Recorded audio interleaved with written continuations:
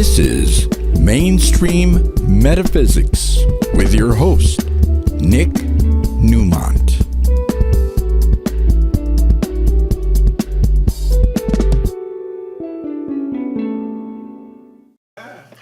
Hey there, it's Tuesday night in Los Angeles. Welcome to Mainstream Metaphysics.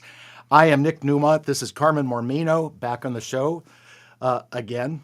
Been on quite a few times, and proud to say that Mainstream Metaphysics is broadcasting on the Newmont Consciousness Network here in the studios of Conejo Valley Talk Radio. And behind the scenes, Ed Hunt is manning the show as always. He's got us under control, so he thinks, right? Oh, yeah. He's wearing pajamas. And you're not. It's hard to believe, this is a few days before Thanksgiving. I mean, this is wild. I mean, today's November 21st. You know, the holidays are in full swing, and really looking forward to closing out the year, in a very strong way. And of course, we are going to talk numbers and real estate tonight and trends for 2024. Just a quick note, tomorrow night, Audrey will not be broadcasting Conscious Mind Tripping. It's the night before Thanksgiving. In her words, who's going to be watching?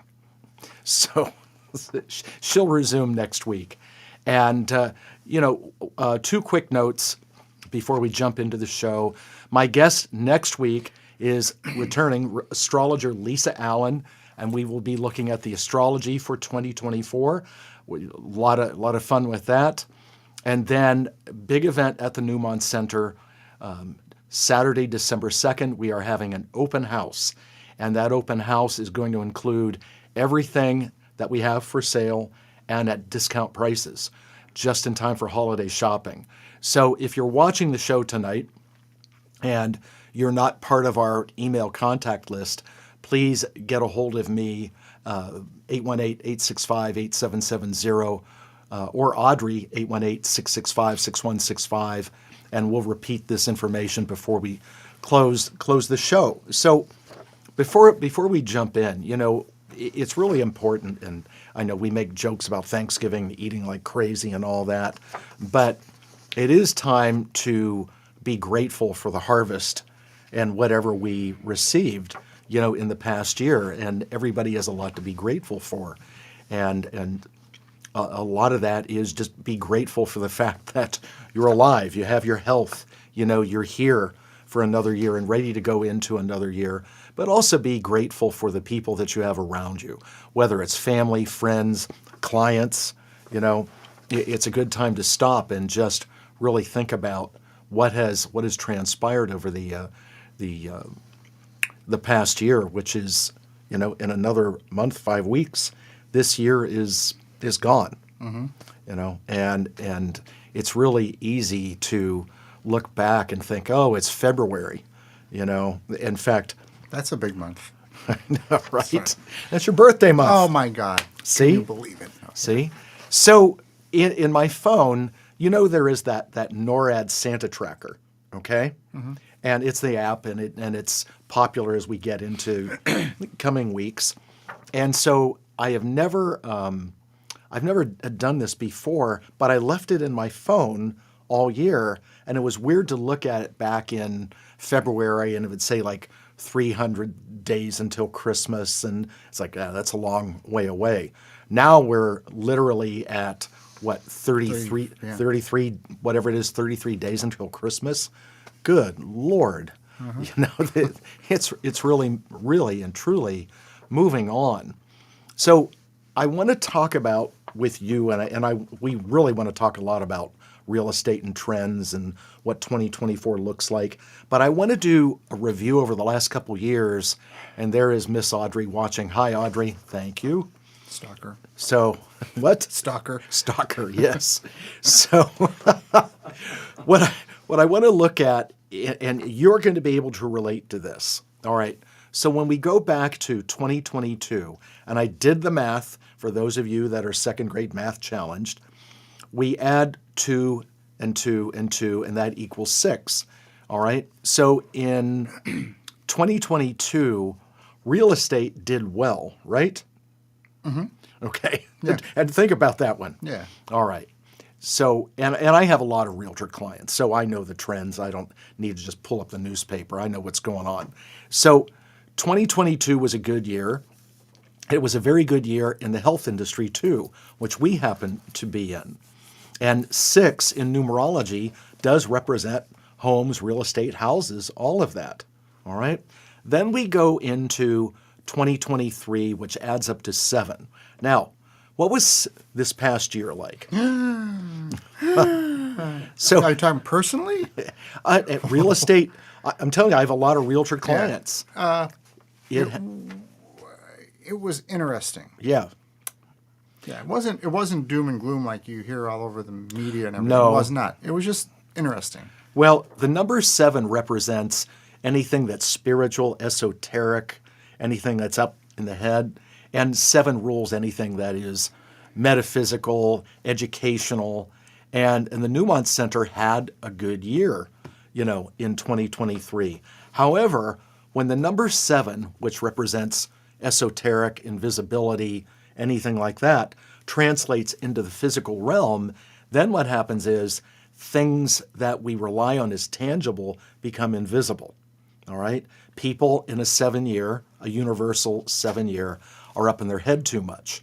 Now, we leave that behind and we go to 2024, which is the upcoming year.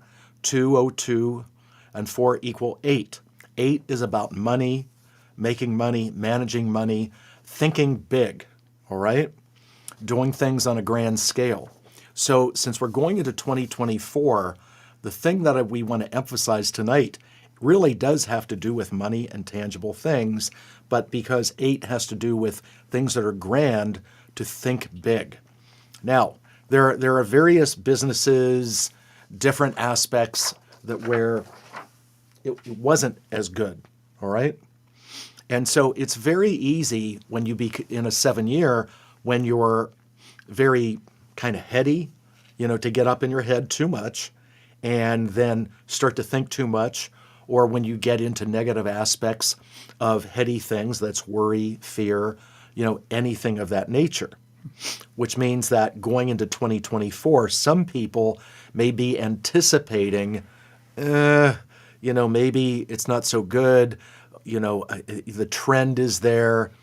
And I say no, okay? When we go into an 8-year, we need to be thinking about big money, managing money, material things, not to be overly materialistic, but to think of what the number 8 represents.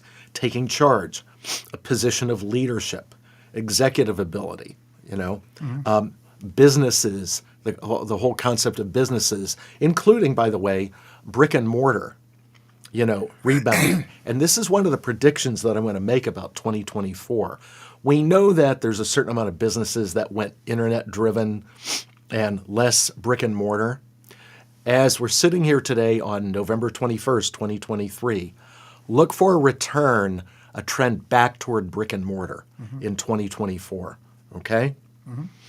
And that should make especially commercial realtors very happy, and landlords or building owners that are sitting there with, a lot of ghosts as tenants, right?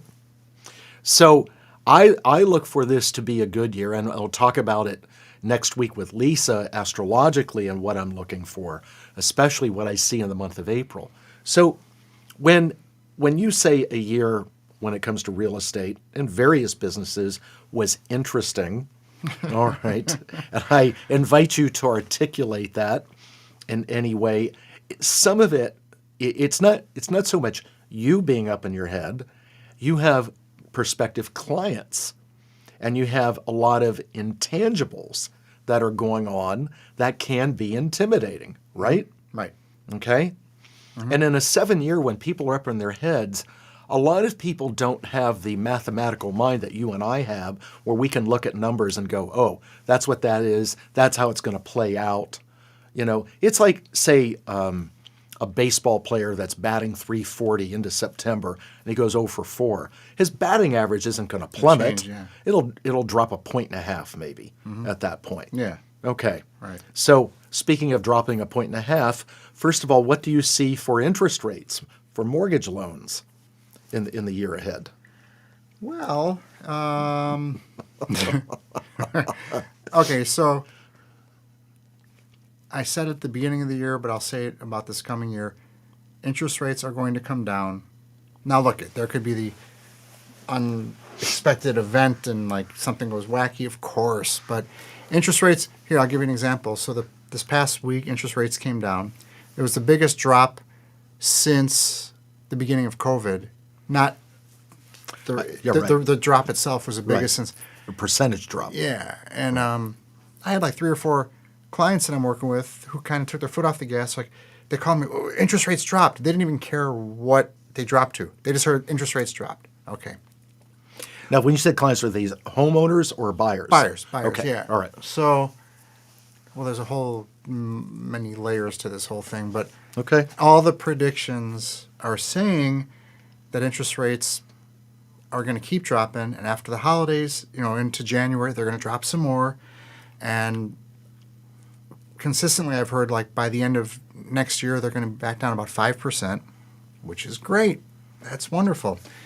But I have buyers who are saying we're going to wait for interest rates to drop.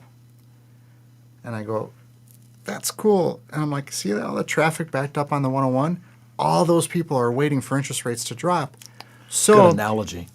yeah, I mean, so right now they're like in the mid 7s, which is historically still great. That's not bad. But buyers, when they went up last August, September, October, buyers were comparing it to when they were like 2.8%. Like, oh, we're not going to buy anything. We're going to wait till next year when interest rates come down. How'd that work out? And I always say trying to play the market is like going to Vegas and trying to beat the casino. Let me know how that turns out. So as interest rates come down, now if they dip, I guarantee it, when they dip below 7, if it's 6.8, 6.7, buyers are going to come out in droves because they're comparing it to when it was almost 8%. Right. So now 6.8, 6.7, 6.5 doesn't sound that bad. That's great. So buyers are like, then our payments will be lower. I'm like, cool, but all those people on the 101, they're going to come out and they're going to say, we want to buy a house. But then you have Mr. and Mrs. Seller who want to sell their house, but their interest rate is 2.8%, and they're going, why are we going to sell? We're not going to sell at 2.8% and buy something and have an interest rate that's 6.5%. So there's going to be no inventory. So there's this little theory that I've heard of before. It's called supply and demand. Right. So you're going to have all these buyers coming out, and there's still buyers out there. There's just no inventory. So you're going to have all those buyers coming out, and there's still going to be no inventory. So what's that going to do to prices? It's going to drive the prices up. It's going to be crazy time. And, if sellers start to see 6.5%, 6%, they might be more willing to sell. But the only before, during COVID, it was sellers were selling because they can get $1 gazillion for their one-bedroom condo that doesn't have windows. Like they can just get so they were selling like, we'll figure out where to go. But now it's a matter of sellers are only selling if they're relocating out of state, if they got a job transfer, or if they want to downsize. Otherwise, nobody's going anywhere. They'd rather redo their kitchen and bathrooms for anybody, people could do what they want, but I'm just telling people don't. I just talked to somebody today. They heard interest rates came down. We're going to start working together. I said, if you could pull something off by the end of the year and find something you love, you're going to be golden because next year interest rates are going to come down. You could refinance. In the meantime, the value of your home is going to go up. So it's a perfect window. But that's, I just go by what I hear from the experts, what interest rates are going to do. And they've already come down. Right. And I said this a few months ago. Keep an eye on interest rates because when they start coming down, there's going to be a higher demand. So that's right. That's my prognostication. It's a lot of syllables. So what you're saying is, right, big words. Yeah. So it could be if people are motivated and understand how the numbers work, be great for the buyers and great for the sellers. Yeah, but with the buyers, I tell people, but don't. And this is what happened. I wasn't in real estate then, but when everything crashed, I knew, and I wasn't in real estate, but I knew a lender who said, you should buy something now because, prices are going to keep skyrocketing, and don't worry if you can't afford it now. You'll be able to. My guidance is buy what you could afford now, not what you hope the interest rates to be. Buy what you could afford now, and then if when interest rates come down and prices go up, you're going to be golden. Don't bank on, well, we can't really afford this payment now, but when the rates come down to 5.5%, we can, because then you can get into a little bit of a jam. So, Well, I can tell you that, when we had bought a home in 2005, and in 6 it went up, and from that point, 7, 8, 9, I mean, the property values really plummeted up. Then you get into 2015, 16, and then it was coming back up again. Well, the prices plummeted because, and that's right before I got into it. Actually, I got in 2007. That was interesting, but people were losing their homes because they couldn't afford them, so Right. they were all going to short sale or foreclosure. So all the property values just tanked That's because they needed to get rid of the homes. So all the comps, everything just was Wiped out. Yeah, but now it's like you have to be able. It's this weird concept. You have to be able to qualify for a loan. It's just this weird little concept, Right. and so the prices. I just heard somebody moments ago say, "What do you think? Are the prices gonna like?" You didn't say crash, plummet, whatever. It's not going to happen. Right. And again, who am I to say? I don't see that. I have a really fascinating question for you. And by the way, nothing is rehearsed, okay? So, Ready to break into a song? Like let's get Mariah Carey's Christmas song. Sorry. wow. I can't think of the song. Go ahead. All right. Thank you. It's welcome to the Carmen Mormino show. All I want for Christmas is you. And you can't have me. My wife is watching. All right. So, when we bought our home in 2005, we were both entrepreneurs, okay? And back then, we were able to buy the home via what's called stated income, okay? All right? Which, for a while, that went away. And stated income means that you don't have a W-2, Yeah. right? You have to have bank statements and show how much you have in savings. Now, in today's world, realistically, there are tons of entrepreneurs, all right? People that make money, their own business. They don't work for companies. They're not getting a check, okay? How is that working now? Do your taxes.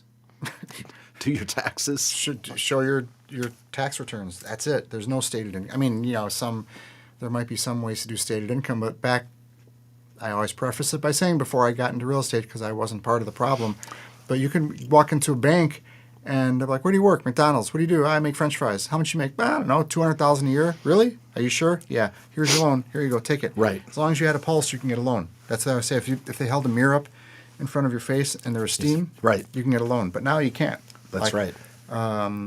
You have to be able to, and so that's why the prices aren't going to come down. They're not going to crash, nothing, because, and some people are saying, well, people overpaid for their homes. As long as they could afford their home, who cares what they paid for Right, it? right. It's like they can afford their home.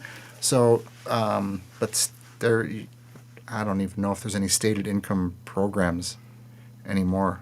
You have to be able to show your Right. income, Right, and that's what we did, but for a while they didn't want anyone, if you didn't work for a company and you didn't have pay stubs that showed, guaranteed income that you were gainfully employed.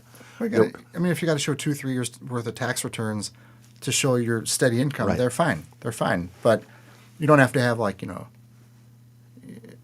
paycheck every 2 weeks, and you just have to show your income. Right, That's it. right. So, What nowadays, when you're buying a home, what are the down payment requirements? What percentage?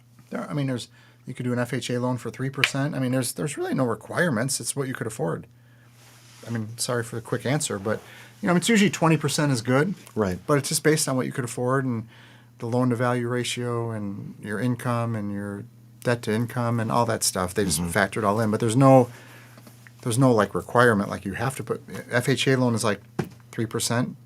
Yeah, so 3%. But there's no real requirements. It's just what you can qualify for. Right. If you only have 10%, you have to look at a home that putting 10% down, you'll be able to afford that monthly payment. So, yeah. Now, do you, even before someone gets to the bank, how much do you pre-qualify? How much do you look at that they wouldn't even think of? I don't. You don't? I send them. The people I talked to today, they're like, what should we do first? I'm like, here's 3 lenders. I love them all. They do great jobs. Talk to them. Find out, because sometimes people are going, let's go look at homes, and they see a home like, we love it, and they make an offer like, wait, we can't afford this, or they're like, we can only afford X. Then they go to the lender like, no, you could afford more than that. So Right. for me, I just need to know what can you afford, and then we go looking. Right. So, right. I mean, yeah, I'll ask somebody on the phone, how's your credit? Is your credit score good? Is, your income, do you have, are you employed? I'll just ask them the basic questions, and if they're ready to go, they're ready to go. Right. And sometimes somebody will have to wait a year and work on their credit score or show another year's worth of tax returns. But there's no point. I mean, I'll show people homes all day long, but I don't want them to get their hopes up and then they find out they can't afford it. Sure. And here's a word of, I have to say this. When somebody comes to me, I had a client recently who lived out of the country. They're from here. They were looking to buy in the area. And I said, that's called an expat, somebody who lives. Right. And I said, I have a lender who does it, all day long, handles it great, we'll get it done. I don't care who you use for a loan. And if it's somebody you know and you've known for 20 years, I'm like, use them. That's great. But this particular client decided to use a lender they found online. And long story short, 5 days before they closed, they had to cancel the transaction. Mm-hmm. And It's funny. I was going to ask you about this specific situation. Yeah, well, about this specific one. And they lost. Well, I fought for it, thankfully, because when you remove all your contingencies and you back out, you lose your deposit. And it was a $45,000 deposit. And they're like, we learned our lesson. I'm like, not under my watch, you're not learning a lesson. So I didn't fight with the agent, but I fought Right. for them. And I think they own, I don't say only, but I think I think they lost $25,000, which is better than 45. Right, But, of course. and thankfully, and the house, here's the deal. The house, they put it back on the market and it went in escrow like 10 days later, so a week later. I knew they were going to sell the house, but moral of the story is I always compare it to you hurt your knee and you go to the doctor and the doctor goes, you blew out your ACL. You need surgery. And then you go, okay. And then you go home and then you come back to the doctor like, I was looking online. And what if we do it this way? I'm like, so I'm not comparing myself to a doctor, but I've been doing it a long time. So when I give a client advice, it's for their best interest. And this one was that was painful to see. I've never in 16 years, had anybody lose a deposit. And this one killed me. Yeah, that's it. Well, one thing about you, Carmen, is that you care about people. You really do. But you're also associated and affiliated with good people too. And when you told me that story a few weeks ago, obviously when someone who is an expert in their field and you're affiliated with other experts, it would seem right, okay, let's go with who you recommend. That's the biggest thing. Like, the only benefit I have of recommending a buyer to a lender is I know the loan will get done. That's it. Right. And sorry for all the lenders out there, but there's the great ones and there's the ones that will screw up a transaction. And in this case, he had me, and he sent it to me in a text, he had me remove all their contingencies. And then when everything went sideways, I'm like, why did you tell me to remove all their contingencies? He said, because I thought we had everything we needed. I was like, you thought? Yeah. You have to know. So, word to anybody out there who's watching in TV land, get a good lender, and you have to, I'm not pitching my own services, but find somebody who knows what they're doing. And you said Right. I'm an expert. I'm not an expert. There's always new scenarios that take place that I learn every day. But there's something to be said about experience. And Well, your experience shows that you know what you're doing, and you get the job done. Yeah. You know, and in all of our business that we're in, we're always learning new things and techniques, and you know, that's how we get better at what we do. And even like on the listing side, either way, I'm not afraid to tell people things they don't want to hear. Because, like with a listing, if we want to sell it for this, I'm like, it'll never sell. I mean, I had that experience earlier in the year. I was like, it will never sell for that price, ever. Well, there's no inventory. I'm like, I don't care if it's the last house in civilization, it will never sell for that price. And it sat and sat and sat and sat. And it came a few months into it, which kills me. I keep saying that, but like when you hire me to do a job, I want to do it now. Right. And it was like three months into it, 4 months, I don't know. And the client was like, and they lived out of state. They're like, we don't understand, you know, why are we getting no showing? Why aren't we getting showings? I'm like, because your home is overpriced. Like, yes, but there's no inventory, and you know, the open houses nobody's coming to. I'm like, they're like, why? I'm like, because your home is overpriced. And then they said, but you know, we heard from like people that we know, there's multiple offers. Why don't we have any offers? I'm like, let me word it to you a different way. Your home is overpriced. And they were a bit, and I told them from the beginning what it should sell at. And they were so morbidly overpriced, but I was like, well, try it. I'll try it for a week, 10 days, see what happens. You know, hopefully there's an agent from Pasadena who knows nothing about the area, who's new, who writes an offer for their client at the asking price, and that's great. But in this case, I told them. They didn't listen. Then whose fault was it that it didn't sell? Mine. So they got a different agent, and it sold for exactly the number I told them it would sell for. So if you hire somebody to do a job, let them do their job. Exactly. Unless they're not good. Right. I mean, right. then you'll know. But it's dicey. It's interesting. Well, it's as you know better than I do that, you know, buying and selling a home is one of the most emotional things that can happen. Look, you know, as you know, a couple of months ago, we moved home. We rented. We didn't buy, you know, and there's a lot of emotion that goes with that. Hell yeah. In fact, I can tell you this, how emotional it can be. I mean, not yelling and screaming. What? No, I'm saying I helped you. I was like a basket case as far as like, and I shouldn't go on the emotional. My clients never see me go on the emotional ride with them. Like never. They're always like, "You're so calm." I'm like, but in that particular case, Audrey and Milena or Serena, who went to the house first? Serena. They called me, "Oh my God, this house!" And then like, I was like, "We got to jump on this." And I mean, just the emotional part of it, you know. They who are very calm and, you know, centered, and I saw different sides of that, and it was. I wanted them to get it so bad, and it's a very emotional time. Renting, buying, it doesn't matter. It's, and I always know with clients when we open escrow, when we open escrow, usually they wig out when it's time to remove all the contingencies, but if at some point, if I'm working with the buyers, they're gonna freak out. Right. And if they're calm the whole way, I'm like, oh boy. Sometimes, right when the offer gets accepted, they freak out. I'm like, cool, we got that out of the way. But it's coming. Right. When we bought our house, I was like, this is a piece of cake. Walk in the park 10 years ago. I do this all the time. And Mary Lee and I, my beautiful bride and I, to this day, we were my worst clients I've ever had. We were just... Well, physician, heal thyself. Yeah. Right? Yeah, so, but... Well, when we were dealing with, and Carmen was a great help when we were renting this house, and there's something about rentals that I want to talk about in tonight too, because that's part of real estate. So we were dealing with a realtor, a young gentleman on the other side that was not real experienced.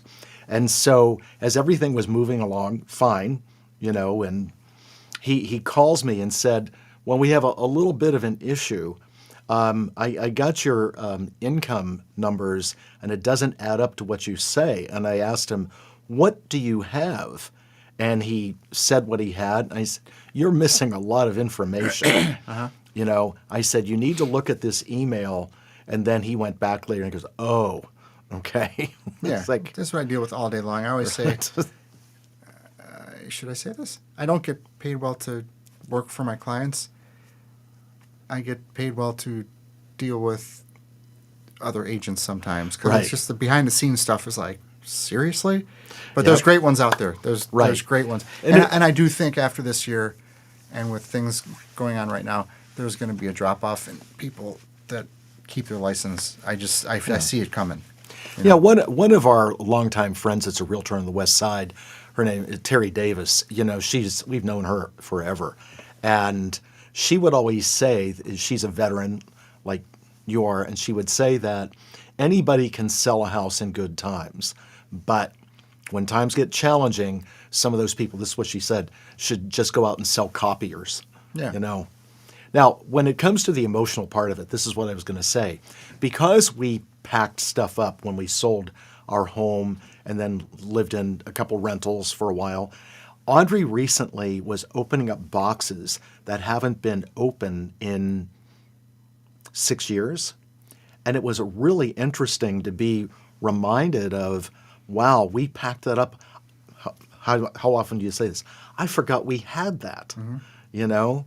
Yeah. And things that were very heartwarming. So the emotion that that comes with that unpacking and still unpacking is like, wow, Yeah. you know, amazing. Now, one of the things Audrey, do you love Terry Davis better than me? I'm just asking. Go ahead. I'm sorry. that's funny. Delete that, please. No, kidding.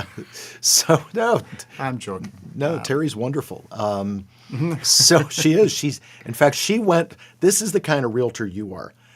We knew Terry from the West Side because we were living in Culver City. Terry represented us out in Agora Hills to find that house for us. Yeah, Now, yeah. that she's that kind of Yeah, realtor. I said the good ones are great. Yeah. And that's why, also, if you're looking for a home, It's just different love. yeah, if you're looking for a home, this is something that people don't think about. Make sure your agent has a great reputation with other Their agents. peers. Yes. I'm telling you, because I'm proud to say that if I write an offer for property in the area, and the other agent knows me, that's gotten me so far, because they're like, Carmen tells the truth. He'll make it happen. It's going to close. So, but Well, without mentioning names, you and I know unethical agents. yeah, no, I'm kidding. Yeah, we do. There's Vinny Bag of Donuts. Like, Yeah, right. But no, we know how some of these characters are out there. yeah, let them do their thing. So when it comes to the beautiful home that we're renting now, and it's like, it is wonderful. One of the things I wanted to bring up is that, and I saw this when we were going through MLS and Realtor.com, that the price with a red line and a lower price. And that was our place. That was one of them, where rental properties were coming down. Really? Yes. I think that's greedy owners who think they could. What's a good politically correct word to say here? They were overpriced. Yeah, they were just trying to screw potential tenants. Thinking they can get $12,000 for their home. No different than people who list their homes too high. They were getting greedy. Like my dad used to say, they let their greed exceed their need, and that's the only reason. But if you look at where they ended up, or even homes for sale that were reduced, there's reductions. See, the market's crashing. I'm like, look at where the house is at and where it's going to sell compared to last year, and it's still a lot higher. So, and then this just popped into my head. People are like, "Oh, I heard that like the home sales are down 23% year over year." Well, yeah, because there's no inventory. That's the only reason. You don't have it, you can't sell it. And there's still multiple offers. There's still buyers out there. There's still people coming to open houses. It's just there's no inventory. I've said with the amount of buyers I'm working with, and I have, all the searches set up, and whenever a home pops up for you, for him, it'll come up in my email, and I'll sit there, especially this past couple of weeks with the holidays coming up, for a few hours, and no new properties come up for any price range from Right. $700,000 to $4 million. Like nothing pops up. So that's why if you're thinking about maybe listing, people say, oh, it's not a good time to list over the holidays. Yeah, it is, because there's nothing out there. So, You know, one of the things I've watched you do is follow a game plan, okay? In fact, there was a realtor about a year and a half ago or 2 years ago came to you that was struggling, and you said, this is how you do it. And this individual was arguing and wanting to do it a different way. And no matter what, whether business is booming, slower, you always follow what got you there, right? yeah, I mean, during COVID, especially when it was super busy, of course I cared about my clients and my escrows and everything going on, but I did not stop prospecting and calling past clients and texting and social media and hosting little events in my neighborhood. And I kept going even though I was busy, because anybody could thrive when it's busy, but then when True. things slowed down, I still had momentum going. And if I didn't have that momentum going, I guarantee it would have been, like for many, it would have been a disastrous year. Because, you know, as the money starts coming in, people take their foot off the gas. And, Right. you know, they have 4 properties in escrow, like, and I'm going to go to Cabo for 2 weeks. Like, no, that's when you really put your foot on the gas. Right. I never foresaw, well, that was a lot of stuff in here too, but it's been an interesting year. Right. But compared to most, well, you asked me this morning how my year was, and I'm like, compared to most of the realtors out there would love to have the year I had, but for me it was far short of what, Well, you set the bar pretty high for yourself. yeah. You really do. I want you to talk about something, and it's your approach with people. It's something I know you do, and it's a very personal touch that you have. You send notes out, texts. You have an app in your phone. I think it's called Reach, correct? And you're not always trying to sell people. I never do. You just talk to people, okay? And I genuinely like, some people will say, sorry, got distracted. Some people say, you know, like they'll send me a text, stop, right? Right. Now, it's not an app where I go, you know, 2,000 contacts on my phone, send. I don't. It's personal to each person. Right. And they'll put stop, and I always reply. So sorry if I upset you, but just so you know, I send these text messages out just to keep in touch, you know, so, but I'll stop right away, and it'll always come back to me, oh, we thought it was like a spam text, so you can keep texting me. But yeah, so it's just the consistency. It's like Groundhog's Day. It's just like, well, it's not, I mean, real estate's not like that, but it's just staying in touch with people. Last year we went to a Kings game, and I had 4 people come up to me. Oh my God, I see your videos. Oh, I get your text. Oh my God. Were you on the Kiss Cam? Yeah, that's when you and I went. So He wishes. yeah, but I just stayed consistent. And I have to say, when COVID hit and everything shut down, and Sid Leibovich, the owner of Rodeo, 1,200 agents, 12 offices, you know, I didn't grow up going, one day and I want to be in real estate. Like, I didn't idolize Sid Leibovich. I don't know who he was. But for 20 months, 7 days a week, at 9 a.m., he had a Zoom call for all 1,200 agents. Whoever wanted to go on, sometime there'd be 50 agents, sometime there'd be 200. I was on that 5 days a week. Weekends, I didn't do it. I learned so much, and it was all about prospecting, and not prospecting in a sleazy slimeball way, just staying in touch with people. And this one agent you're talking about, she was like, you know, I'm just thinking, like, what could I do different? What do you do? I'm like, well, I text people, I call people, I'm on social media. Yeah, but I want to think about something different. What do you think I should do? I'm like, I text people, I call. It's like, it's just keeping it very simple. As we say in sports, you dance with who brung you. Yeah, exactly. If it worked before, it'll continue to work. Yeah, and I've said it before, but one of the greatest changes I made was every night before I go to sleep or when I leave my office, I'll make my schedule for the next day, when I'm going to text people, when I'm going to call people, when I'm going to do social media. And once in a while on social media, I'll put, hey, my new listing. Or, hey, I'm at my new listing, look at this view. Right. One out of I don't even know, 20 posts will be about real estate. Right. The rest of it, I just want people to know who I am, Yeah. what my values are, that I'm a little bit wacky. Like, I don't care. I'll just put it out there. And they get to know who I am because, as Sid always says, if they want to work with you, they have to know you, like you, and trust you. Right. That's it. I'm not going to ram down anybody's throat. If they ask me about real estate, or once in a while I'll do a little informative video, little email I'll send out saying, hey, if you've heard that Farmers Insurance is backing out of California, that's not the case. So if you have any questions, let me know. But I'm not selling anything. Right. Right. But Well, in a couple of my business mentors, going back to when I was like 19 years old, there's a couple of things I've learned in business. One, and this is when you're reaching out, or I reach out to people, is that no one will ever be insulted by an invitation to do business. Always remember that. And you said it in just a little differently just a moment ago, that the number one reason that people do business with someone is because they like them. The talent and the knowledge comes after that. Yeah. But if you meet someone, they could be the greatest in the world, but if you don't like them, and the chemistry isn't right, and there's that's not going to work. All personalities match up with all different personalities. And like when I call my past clients, this is the honest truth. I genuinely want to know, like, how you doing?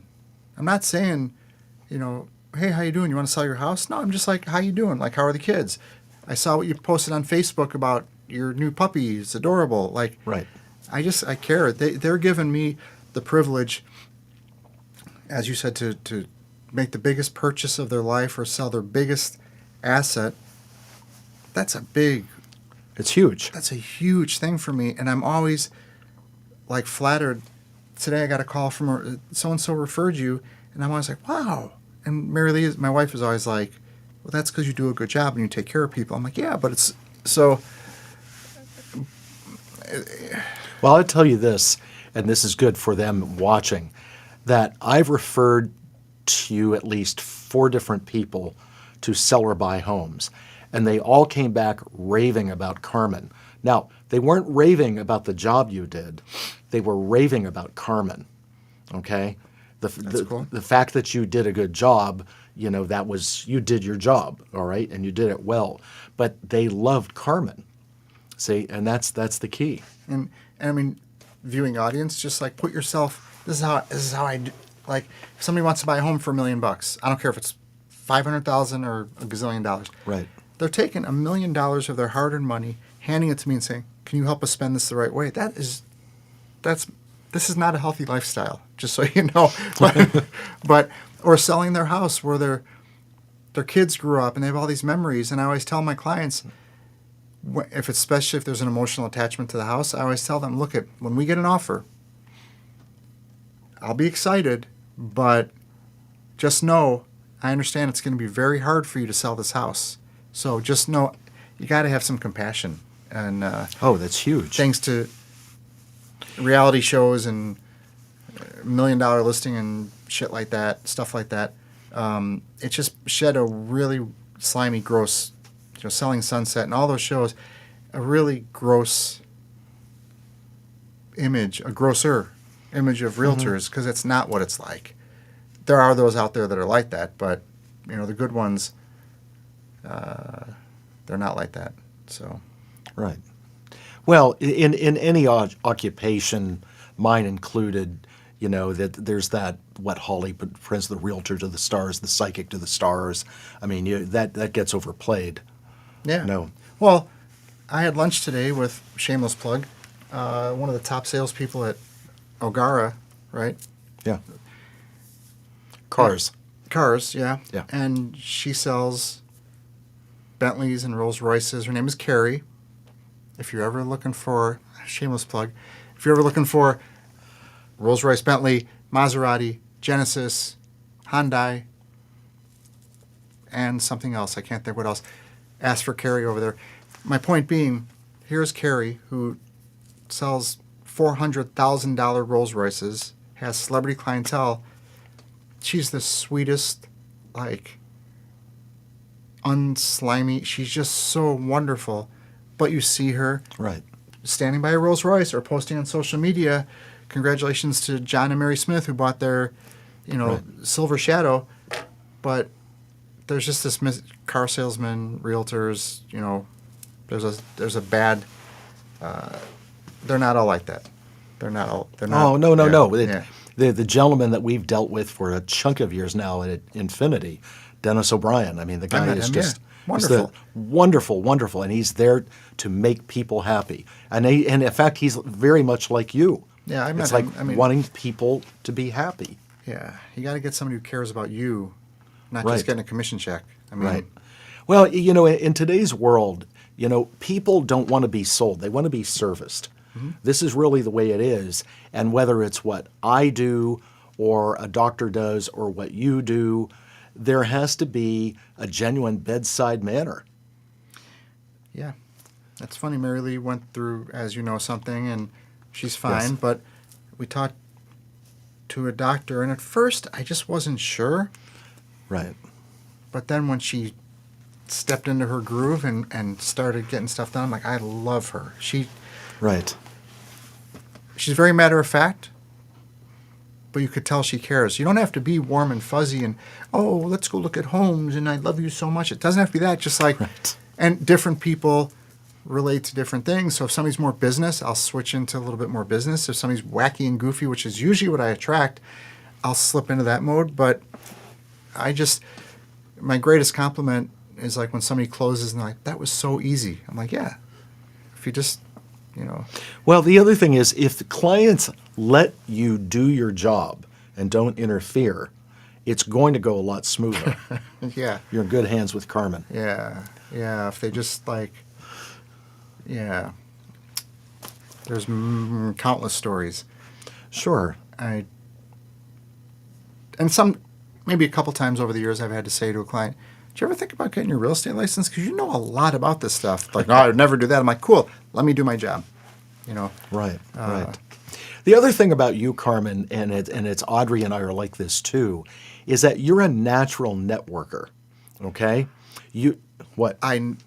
Thanks to Mary Lee, she would always say, "You have to talk to more people." I'm like, rip all my teeth out. Like, I don't want to. I don't mean join a networking group. No. But like we would go to like a party or something. I would stand in the corner. I'm like, oh God, get me out of here, please. Now, after Mary Lee would say, you got to talk to more people. Shameless plug number 3. If we're at Made in Italy, the best Made in Italy. If we're at Made in Italy and we're walking out and the girls walk out before me, they know it's going to be another 15 minutes because I'll look at somebody at a table. I'll be like, oh my God, the dessert calzone, is that not the best thing? And it's just part of what I do. I had that for my birthday, That's a monster. the dessert calzone. And you say, okay, I'll remember that. What? Next time I say I had a donut, and you had a dessert calzone is like this big. But Wait a minute. The dessert calzone. calzone? The dirt calzone. Yeah. They played baseball with him back east. Dirt calzone. Dessert calzone. Third baseman. The calzone, the dessert calzone at Made in Italy is huge. And we did have some of it at dinner that night and had a little bit more at home, like another day, and then there was still this much that we threw away. Did not eat that whole thing. As long as you believe that, that's okay. So yeah, and look at I genuinely love people. Like, I do love people. course. So my networking isn't like, hey, you're having the dessert calzone, great, and if you ever need to buy or sell a home, here you go. Are you going to eat that? Yeah. Are you going to bring that home? And where is your home, actually? That calzone is way too big for your home. You need a bigger home. But it's just taking care of people. That's Right. all it is. Exactly. Yeah. And Speaking of taking care of people, I know you have your own viewers watching on your feed. Okay. Hopefully. Supposedly. I don't believe it for a second. All right. So tell this audience, if they want to get in touch with you, if they have questions about real estate, even if they're not ready to buy, how do they get in touch with you? And by the way, you do cool videos on Instagram and Facebook. You really do. Thanks. Yeah, I enjoy them. And sometimes it's just about your dog. Yeah, trust me, they're not real estate videos. I mean, if you want that, I can send that to you. But yeah, I'm on Instagram. I'm on Facebook. My email is morminoproperties@gmail.com. I can give them my number. I don't care. It's Yeah, give out your number. just ask the universe, and the universe shall provide. 818 693-2181. And look at, I always say, whenever I put out, and like if you send me your email, I'll put you on my video email list, and once a week I'll send out just a quick 1-minute video email, maybe about real estate, maybe about something else. But I always say you don't have to want to sell or buy a home or even be in the market. But if you hear something on the news, you're like, that doesn't sound right, just call me up and say, can you tell me more about this? There's something going on right now.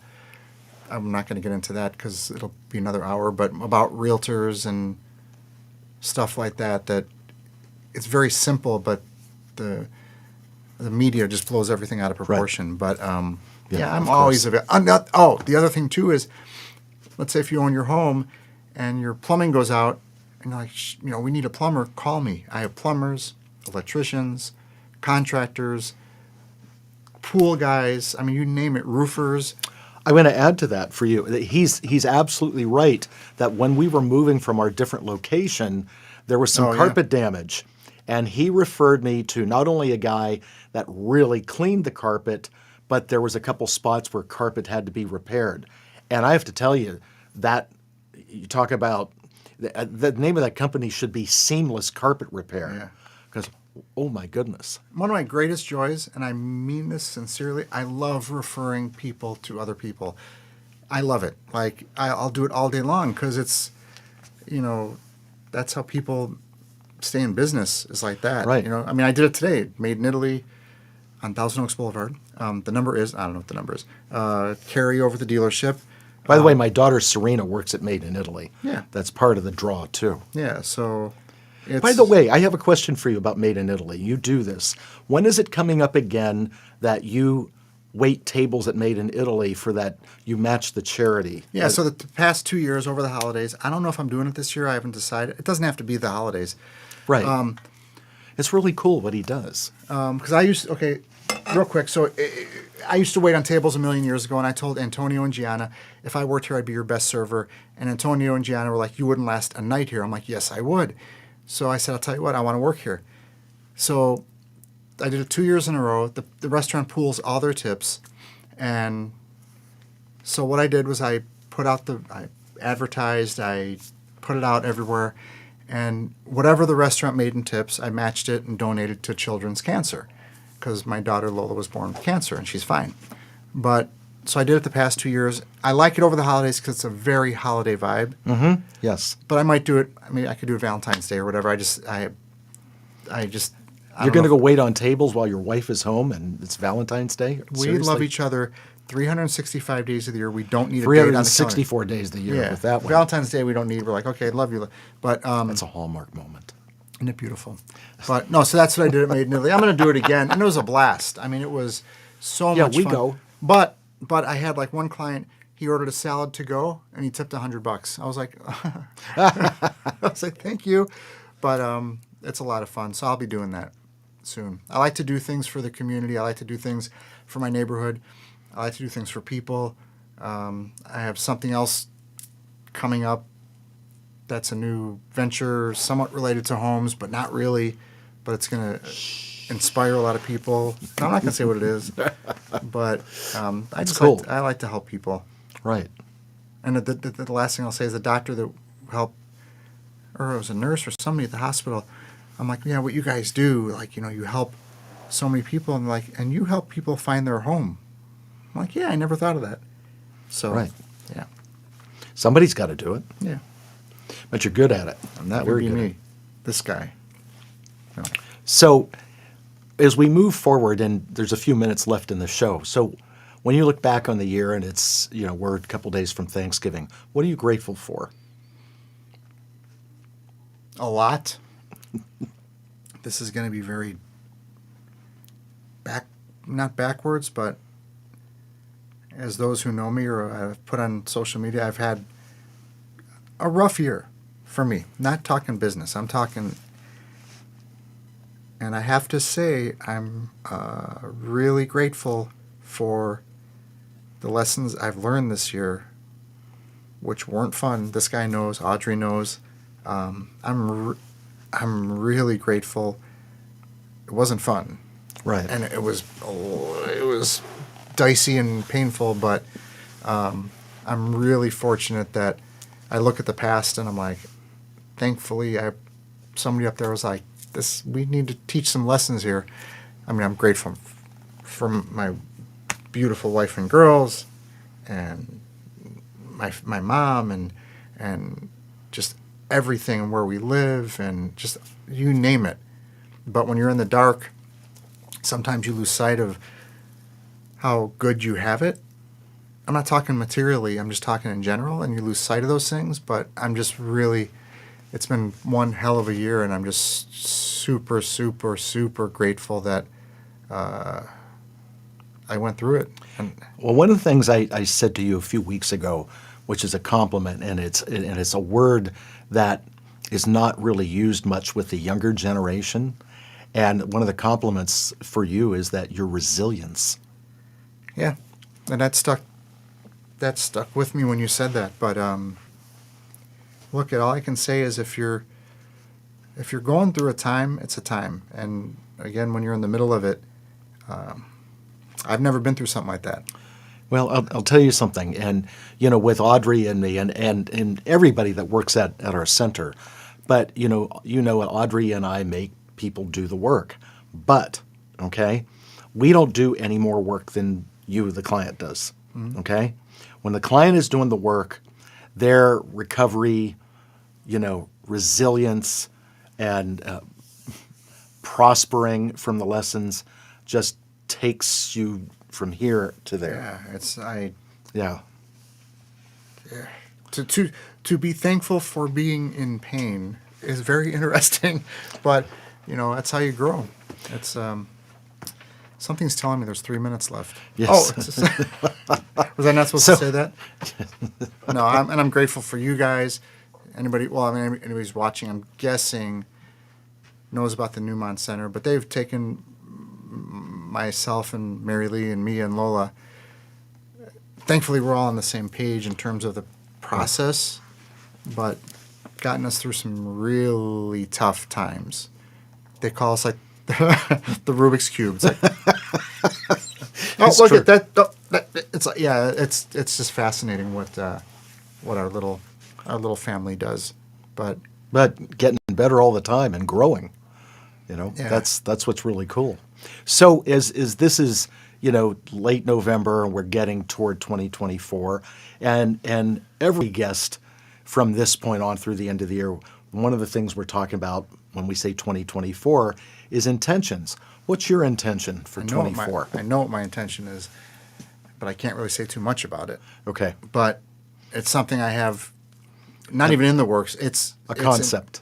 It's a concept that came to me from wherever, but it all lines up.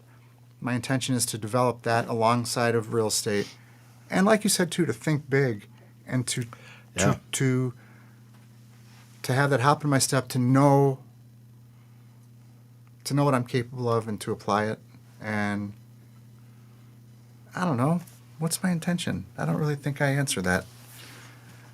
What do you see when we say intention is, what are you going to do that you already see as done? So as you sit here today in November, in 2024, that's happened. Not gonna happen. It's happened. I really have to say, it's this thing I'm working Right. on. I know it with absolute certainty that this was meant to be, and this is going to allow me to share myself and my talents and what God-given things that I've been given with masses, and Sure. I'm so excited about it. So, yeah, that's it. Good. Tune in next year. Well, No, it'll be fun on my end to help you in that process with this, because it's something that's really good. yeah, it's really, really good. And the beauty is, it lines up all the things I'm most passionate about. It just lines it all up, and I'm like, wow, this is, things are just falling into place for it, and that's when you know it's right. Just stay out of the way. That's the other thing. My intention this coming year: stay out of the way. Get out of your own way, is that what you're saying? Yeah, just stay out of the way. Right. Know it, do it, ask, receive it, and then follow the guidance and make it happen. Well, when you turn the number 8 on its side, it It's looks like infinity. wheels. Oh, But wheels. it is infinity, but it also looks like wheels.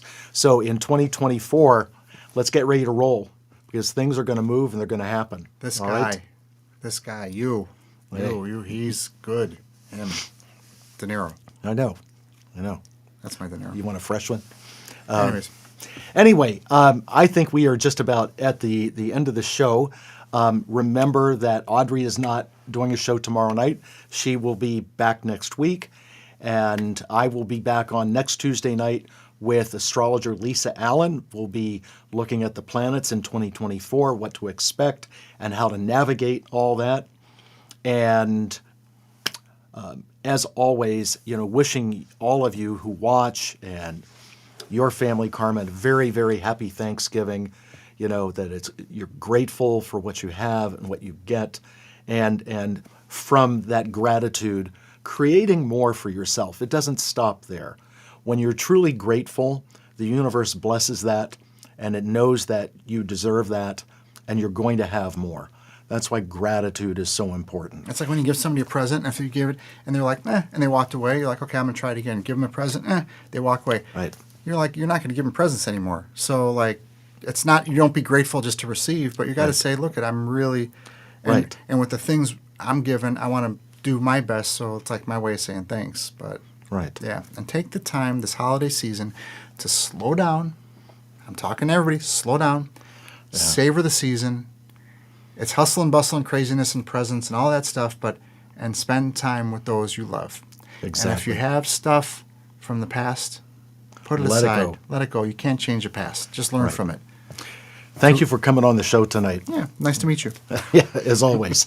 And for myself, this is Nick Newmont. You have been watching Mainstream Metaphysics on the Newmont Consciousness Network and Conejo Valley Talk Radio. As always, take care of yourselves, take care of each other, and I will see you next week. Good night, everyone. And eat a lot of food. Get bloated.